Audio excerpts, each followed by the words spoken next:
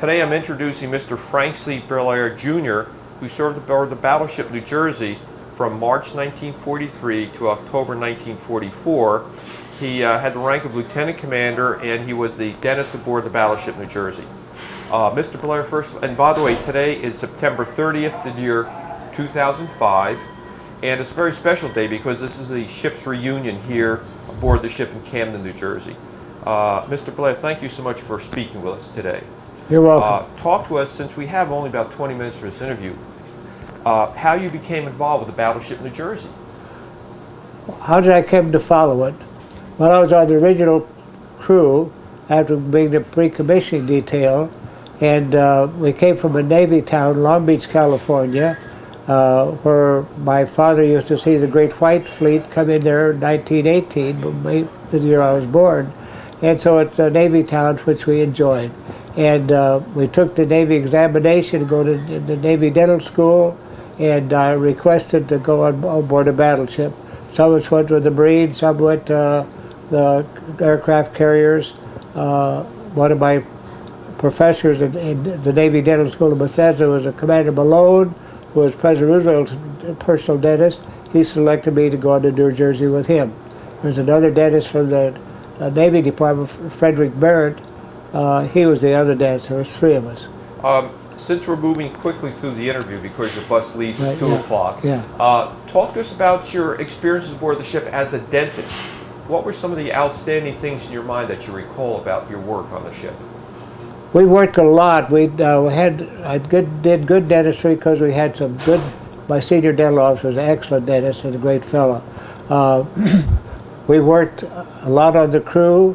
When we'd come at Anchorage and different atolls, the smaller ships would bring a lot of their personnel over, persons over who hadn't seen a dentist maybe for years, and would do emergency work on them. I did all kinds of dental work, surgery except prosthetics. That's what we replacement. After that, I went to the Marine Corps base and did other work. And what were some of the dental problems that you found with the crew? Well, at their age level, of course, they're teens and late teens, maybe up to 20, 25. Many of them needed a little help with oral hygiene. Some of them had broken teeth which had never been restored. We tried to restore all that we could. The ones that were unrestorable were abscessed, and of course we took x-rays. Those we did a lot of surgery. Fortunately, we did not have many broken jaws or that sort of thing. If they were, and did not take any hits or any battle injuries, dental-wise, that is. If they had been, they would have gone to the hospital ships. Did you ever notice any difference in the crew's dental condition between people who came from the northern part of the country versus the southern part, the western part, based on their background? Well, that's a good question.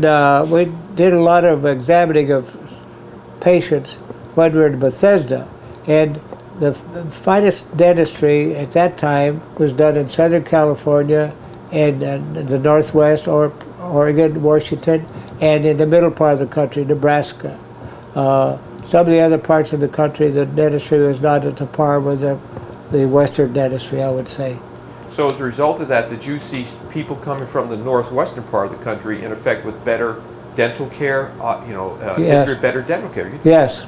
You could almost look at their mouths and tell them where they come from before you saw their chart or their record. Talk to me about the equipment you had aboard the ship in World War II. What was the condition of the equipment, the modernness of it? Was it up to date at the time? We had the most modern equipment. Now, when I arrived, I was the only dentist. The other two did not arrive for about a month or 6 weeks after I did, and the ship was it was in dry dock, and the engineering duty officer came to me, very sharp young man. He said, "This is the dental office. You're in charge. The equipment's here. You place it where it should be, the x-ray, the chair, the units." And being fresh-out dentist is a lot of responsibility. Fortunately, I put it in the right place because I went to a dental supply company and asked them some ideas. And, of course, I had my office. I practiced some in Long Beach before I went into service. But I could have screwed it up real bad. But fortunately, it's like it was in 1943. Did you ever take care of any Japanese prisoners when they were brought aboard the ship? Yes, we did in truck.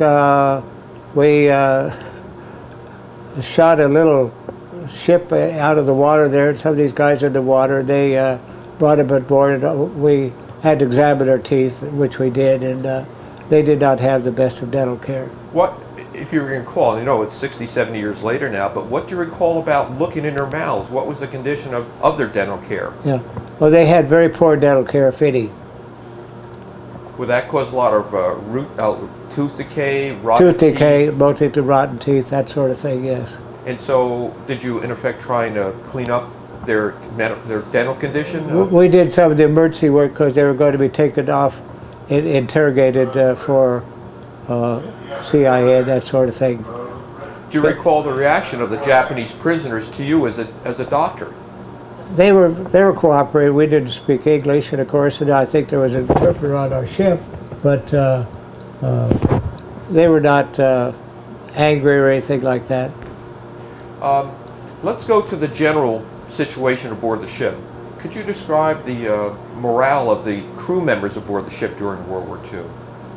Oh, I think they're all upbeat. I mean, these are a sharp group of young men, and to take them out of the cornfield, so to speak, or out of the job and put them in here to work with exotic equipment, whether it's gunnery or no matter what it was, they did the job. And of course, we had a great group of ward officers and senior officers and guys that carried over, but the officers were top flight, and it was high tech then. It's even more so today, and with all our ships, you know, the phalanx and different missiles and the like.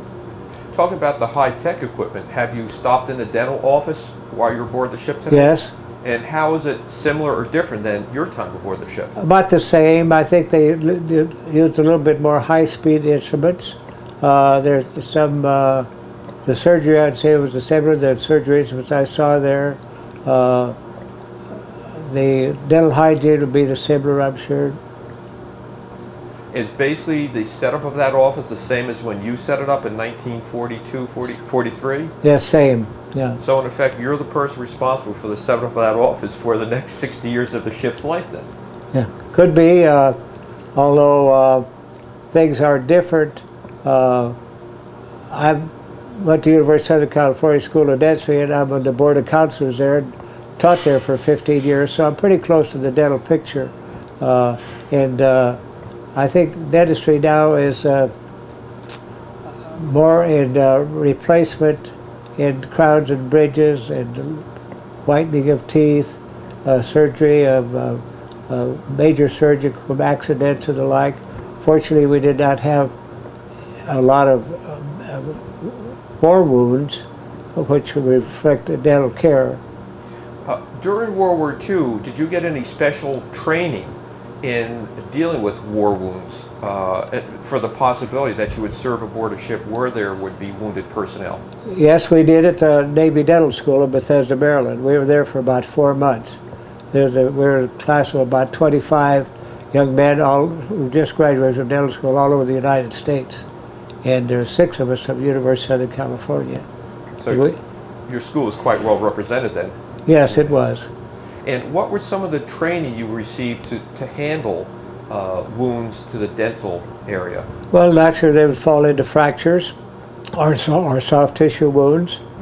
And we were schooled in that.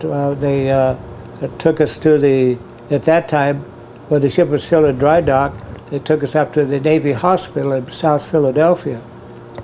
And we learned to do vein punctures, draw blood from all our crew. For our blood bank, we actually did spinal punctures for anesthesia. We had, I think, 6 physicians aboard at the time, but also to help them, we had one fellow did nothing but double ENT, eye, nose, and throat, and a couple of surgeons. Commander Hayes was a senior medical officer, fine surgeon, and the others were dermatologists who worked on the skin disease. Was a big problem because of the high humidity in the South Pacific and living conditions.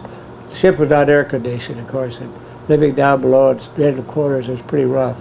How would you say rough? Damp, high temperature, humidity, lots of sweating, perspiration. Was there any special dental problems that would turn up on a ship like the Battleship New Jersey? I don't think so, no. And the men, would you say, had high quality dental care as a result of being on the battleship versus being on a destroyer?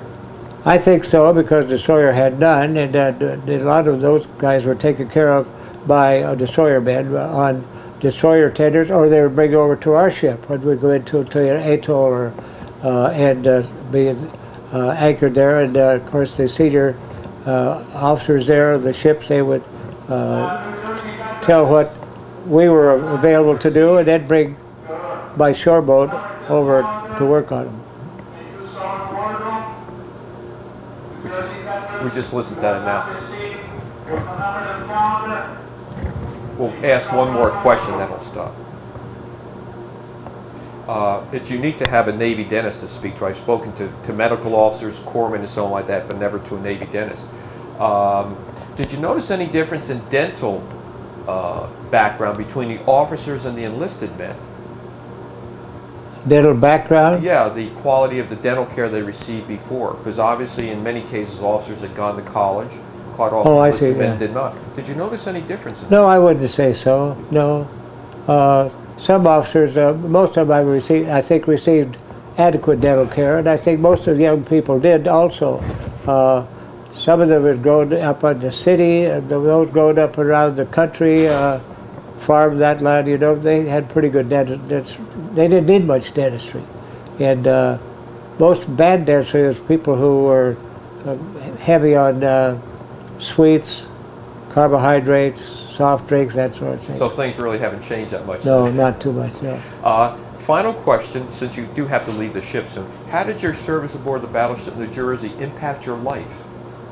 In fact, my life? Yes. Impact your life? Yeah, very well. I think it helped a lot because we knew the people we did in the service. We spent going to all these different reunions. We put on 3 of them in Long Beach, ourselves, my wife and I, and we've kept up with all the people that we know now.